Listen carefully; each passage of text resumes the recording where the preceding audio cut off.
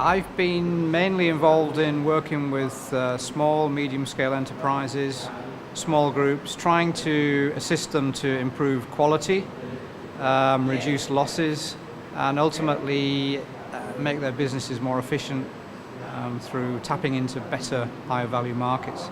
That's involved training, it's involved identifying and assisting with the provision of equipment, simple improved technology, and linking groups to the market, which is quite a key aspect of the whole initiative. The technology could include things like simple drying racks to help producers produce cleaner, higher quality product.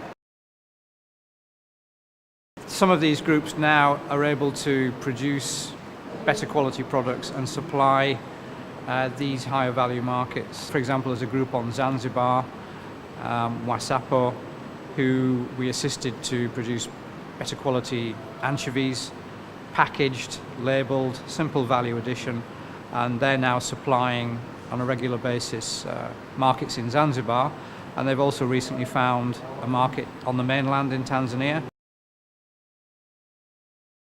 That's a good question, actually.